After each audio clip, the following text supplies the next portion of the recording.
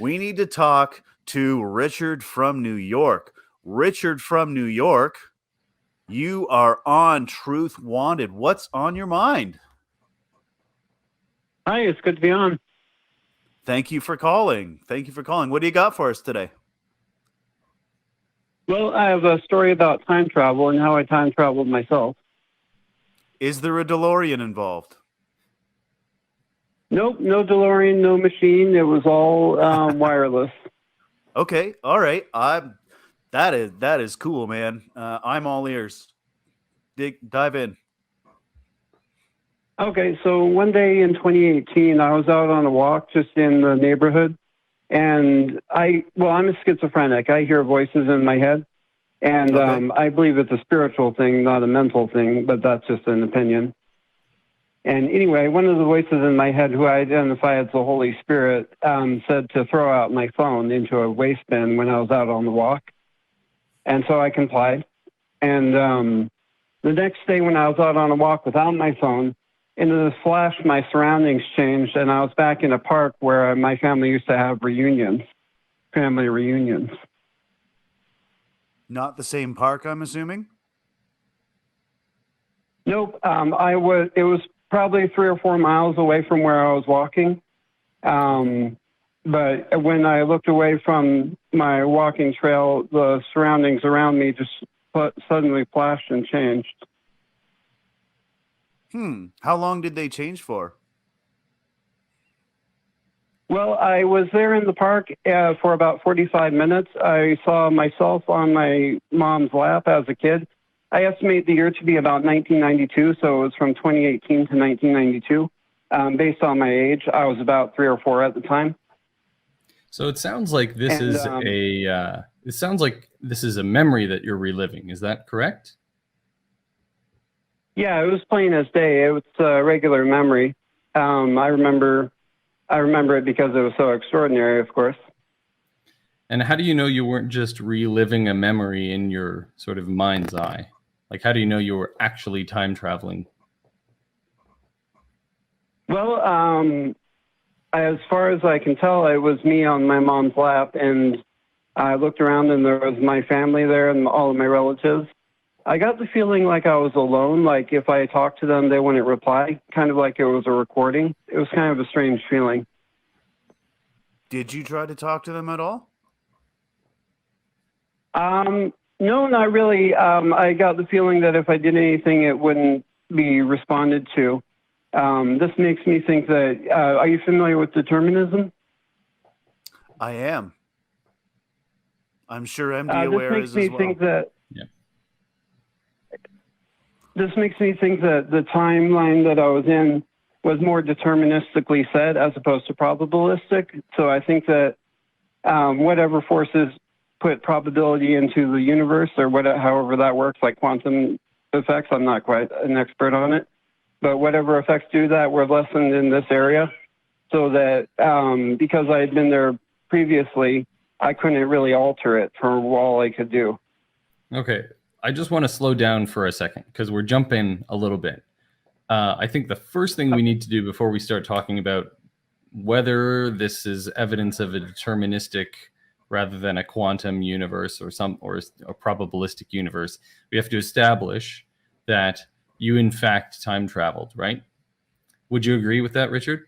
Yeah. Okay. Yeah, so how do you think we can make that determination? Well, it was as real as I'm calling you now. So if that was a memory that I was reliving, then this could be a memory that I'm reliving too. I mean, for all we know, we're in the simulation theory, like in the Matrix, and everything's a brain in the jar. But so there's no certainty that it was time travel. But as far as I could tell from all the senses that I was gathering, it was a different time. Well, we don't need to be certain, right? We just need to have a good reason to believe something, right? So I think that I have a good reason to believe that I'm on Truth Wanted and I'm talking to Nate and Richard, and that's based on sort of my history. Now there are things, you're right, there's assumptions that go into that at the back end that we have to make to get out of to be able to actually investigate the world. But once we make those assumptions, we can start to try to draw conclusions. So if we're talking about this time travel situation, is there any way that you can prove that this was time travel versus a memory? How would you, if you were me and I was telling you this story, how would you differentiate between something that was someone reliving a memory and an actual incidence of time travel? Well, I think that reality is dictated by the senses, as we don't really have any other way. So the fact that I saw my family there, I saw myself on my mom's lap back when I was still blonde, and the fact that I saw my relatives around, and that I can vaguely remember seeing a man who seemed out of place from when I was that young, when I was 3 or 4. I get the feeling that it was indeed time travel. I don't know the alternative. Maybe it could have been in 2018, but a bunch of body doubles of me and my family, but that doesn't seem as likely. That seems a lot less likely to me as well. And but I think MD Aware made a really good point. How would you be able to tell the difference between a hallucination and an actual instance of time travel if, as you say, you didn't attempt to interact with your mother or your younger self or anybody around? How would we be able to tell that this was an incidence of time travel and not just, a hallucination, or maybe you fell asleep on the park bench, or some more mundane explanation? Why does this have to be time Well, travel?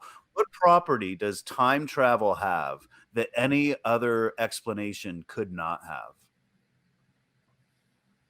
well, I don't think that there's any way to account for it in terms of a dream, because usually in a dream you have limited sensory ability or limited capability, like you feel like you're floating or you're disconnected from your body, and I didn't feel any of that. It felt quite as real as I'm sitting here now.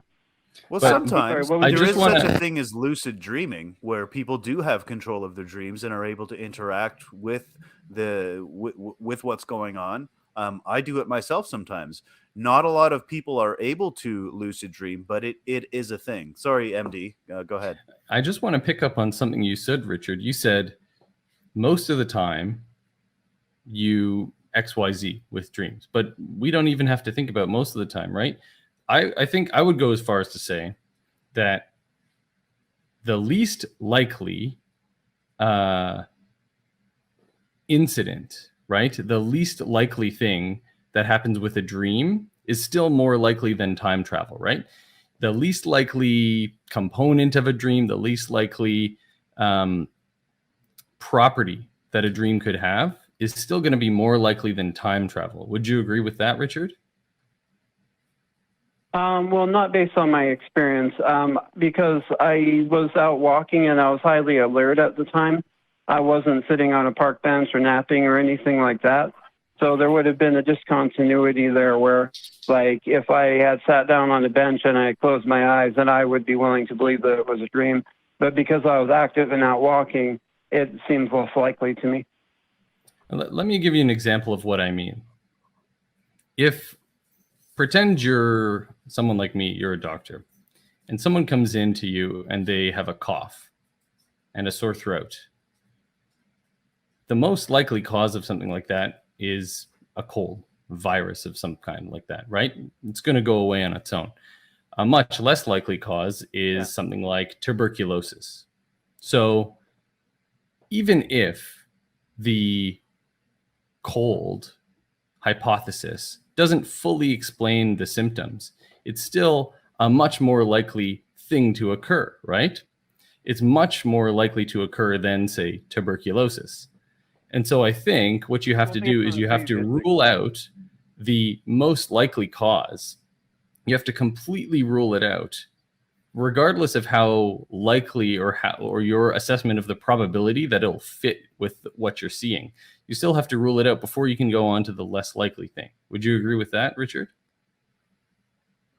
Yeah, I'd say so. But the only way that we base our attitudes of what is most likely is based on our experience. So if we have a one-off, like a black swan event, then how do we know that it's not the regular everyday life that we have? I mean, doesn't a belief that everything unlikely or uncommon is based on a more common event lead you to believing only in things that are common? I get No, your I mean point. less common. I get that, yeah, but less common events still happen. Like the believing that or knowing that events that happen more often do happen more often doesn't necessarily doesn't preclude me from believing in rare events. I mean, it's still possible, Yeah, and but what MD's saying is that before we proceed to something that we have less experience with, don't you think it behooves you to eliminate the more likely explanation first? well, the hallucinations was the other one. And I can Yeah. easily differentiate hallucinations. I get a lot of them. They're usually glowing lights on the wall. In fact, they're always glowing lights on the wall. And not everyday life. I mean, I don't have any hallucinations which are just like regular non-glowing objects. So you've never had any hallucinations that were anything other than glowing objects on the wall? Nope, that's pretty much all I see, glowing lights on the wall. Or like eyes. Okay. Richard, you mentioned that you had schizophrenia. Would you agree that Yeah. other people who have schizophrenia have hallucinations that they can't differentiate between the hallucination and reality? Would you say that that's true for others with schizophrenia? Well, I think that's more of a philosophical thing, saying that reality is defined by the senses, and that if they can't differentiate between hallucinations and reality, it's because they view hallucinations as just another part of reality. Whereas, Okay, let me anything. redefine that then. The reality that's consistent with what other people seem to observe. I see what you're getting with. I see what you're getting at. You're having trouble with the solipsistic argument, right? You're saying I don't actually know that, all of this stuff is just my senses. I get it, but if we assume that our senses are right most of the time, and that we can rely on the other people to sort of check our conclusions, would you agree that there's a distinction between what most people assume or say is the truth and what some people with certain mental conditions that describe something that other people call hallucinations? Would you say that there's a difference between those two things? Yeah, I mean, hallucinations are subjective, and most of reality is objective. I think that a lot of people have a bias towards objective reality, primarily because of science, given that you can't really test anything subjective. So they're less likely to believe in it or trust the validity of something that's subjective. So do you think we should trust anything without testing it? Well, I think that reality is based on the senses, and there's nothing purely objective. All that we have for objectivity is shared subjectivity. So sharing something doesn't necessarily imply that it is the case. It just implies that there is a concurrent or a according reaction by someone who also agrees with it.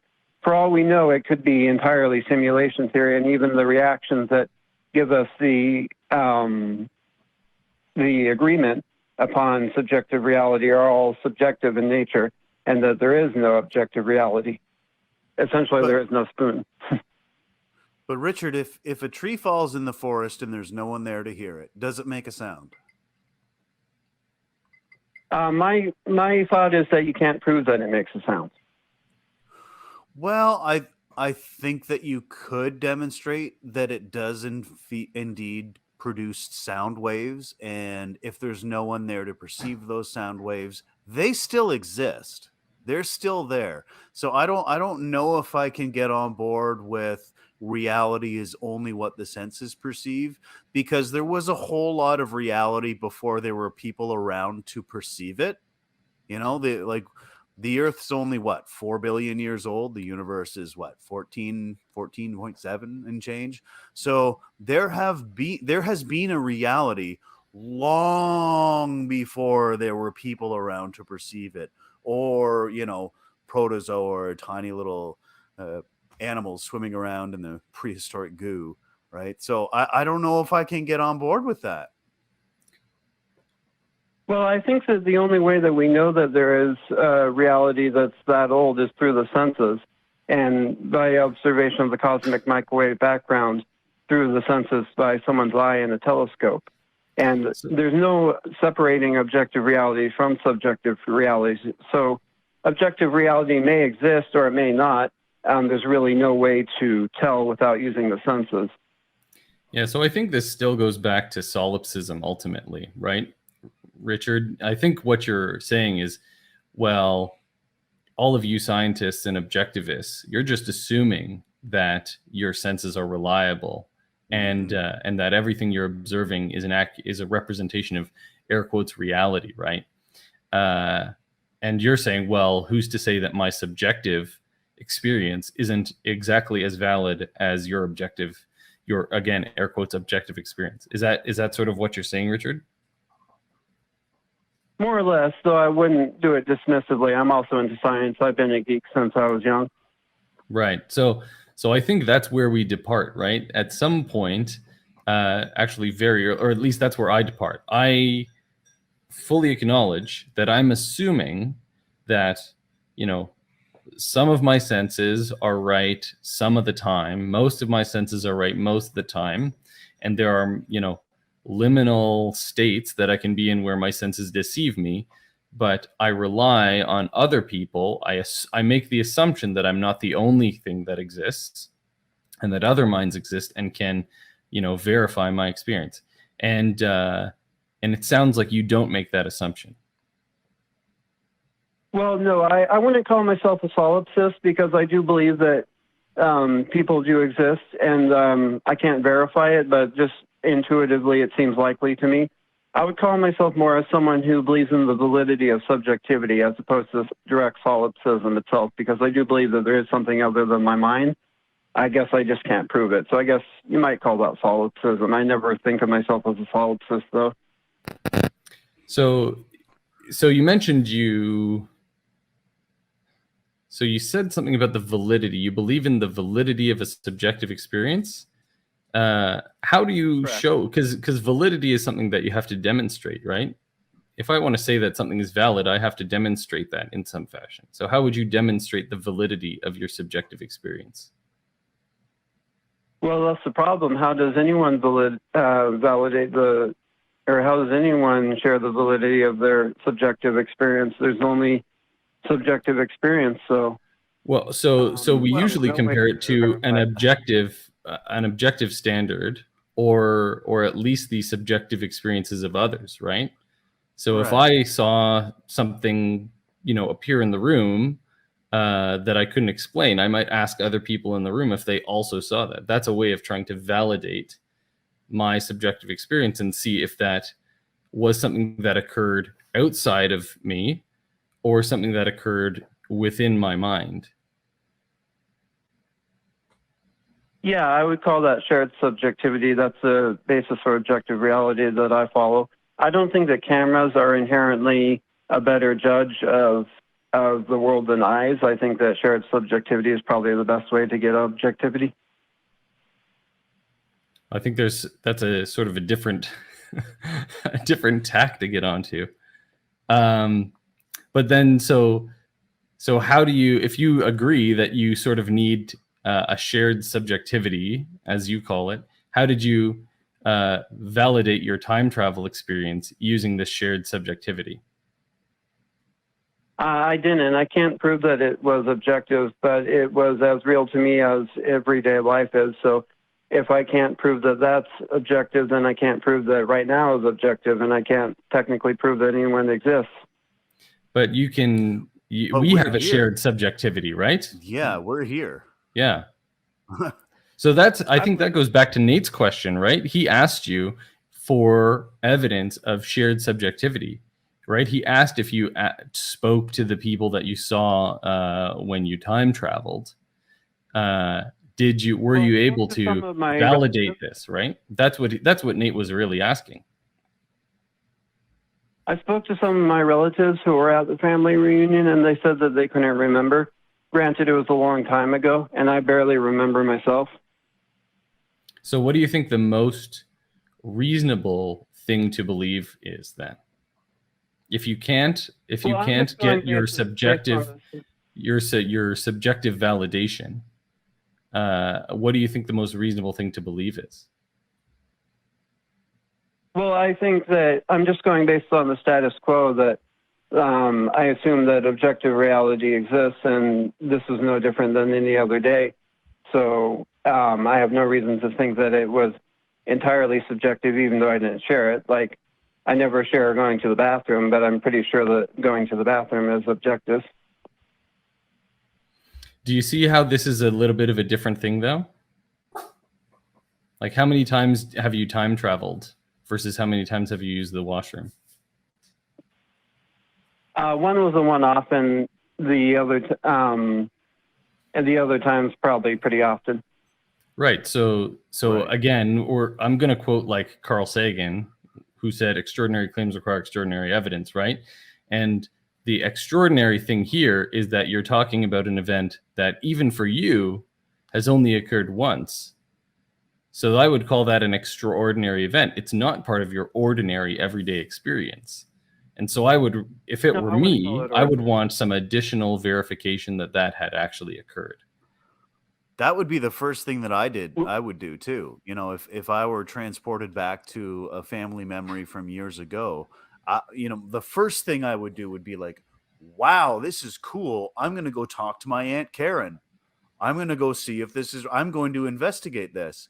And the fact that you didn't do that kind of makes me think that maybe it was just a dream or a hallucination. Why wouldn't you want to go up and investigate and talk and find out whether this is a real experience or not?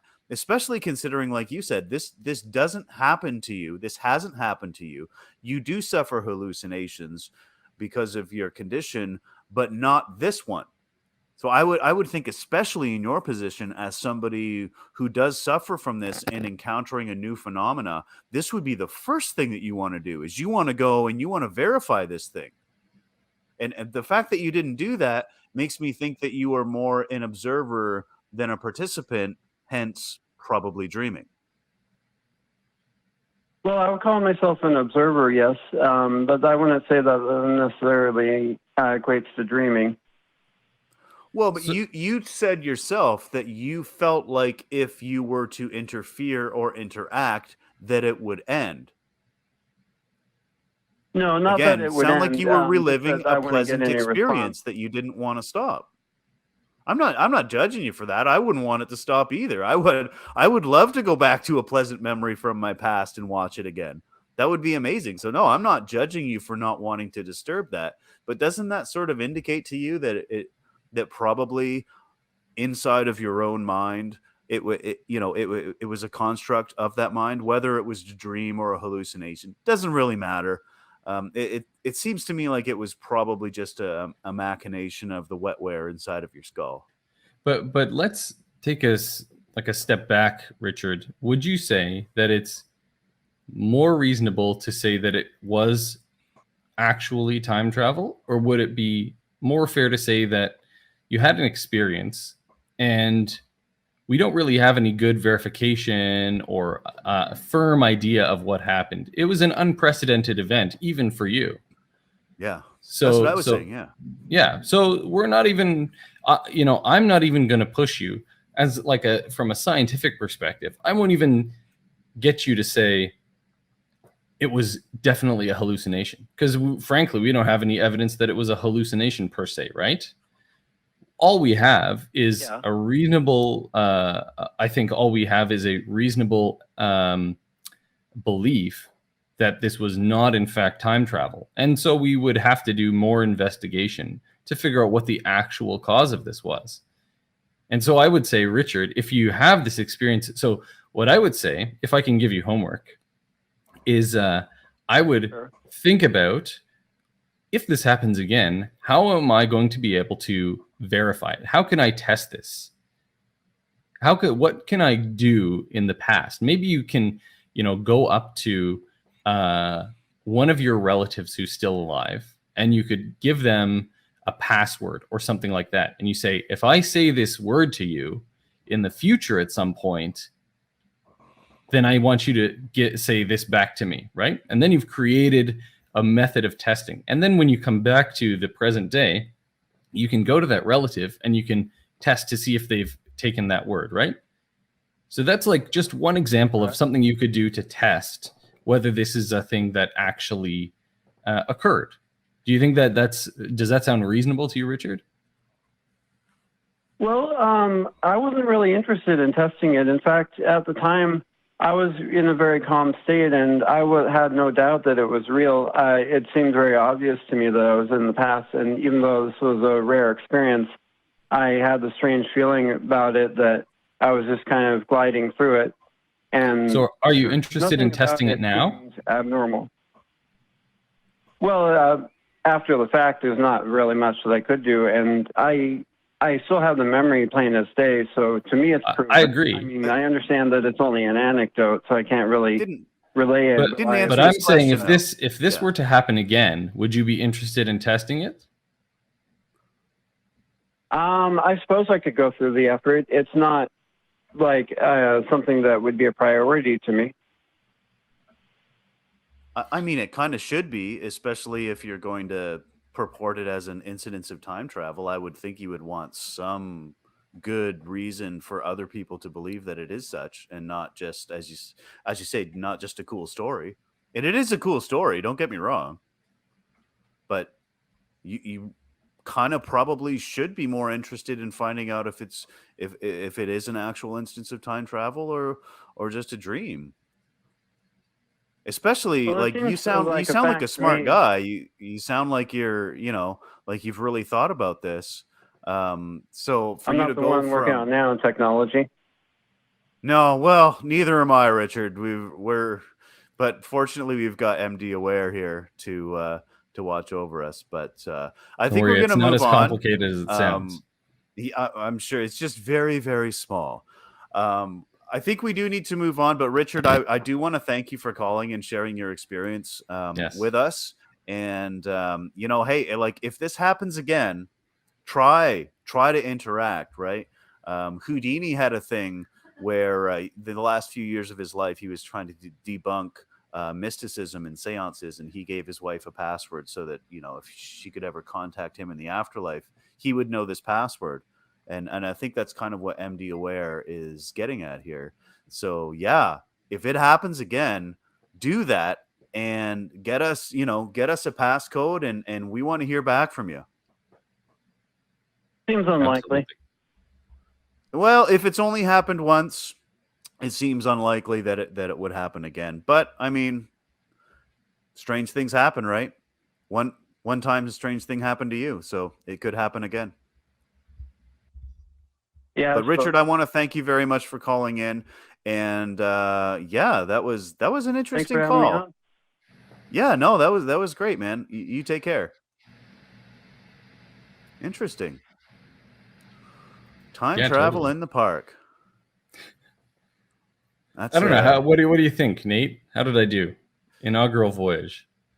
That was really good. You asked some great questions. You took him down a path and sort of challenged him a little bit, without being mean, because we don't want to be mean on this show. We want folks to call in. We want to talk to them. But we don't want to besmirch the good name of Canadians. No, certainly not. We Canadians have a very good name for being polite and kind. But I don't know, man. Somebody who's already admitted to having hallucinations to have another claim about a hallucination that they're sure was real, but did nothing to demonstrate that or did nothing to investigate that. I'm skeptical. I'm not convinced. Yeah, I'm right there with you. I don't know.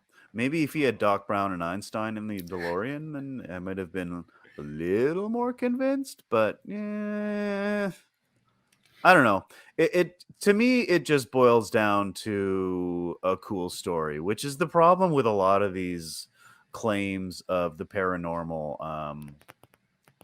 of which I even have one too. Like I lived in a not haunted house, but encountered things for which I have no explanation. But I still have to believe that at the end of the day, there is an explanation, and the fact that I don't know what it is doesn't mean ghosts are real and the souls of the dead have come back to bother the living. You know, like you've got to go, like what you were saying, you've got to go with the more likely solution. And I kind of think like that guy jumped the gun. What do you think? Yeah, I mean, I have to agree. Obviously, like I said, I'm a scientist, very conservative. I will only say something if I have good reason to believe it's true. I didn't have good reason to believe that that he was describing a hallucination, despite perhaps his past medical history. But I feel firm enough that we can conclude that this was not an incidence of time travel based on what he presented, and so I'm happy to leave it at that. He had an experience that we don't have evidence to suggest what it was in fact, right? And we have to leave it at that until we have more evidence. Yeah, absolutely.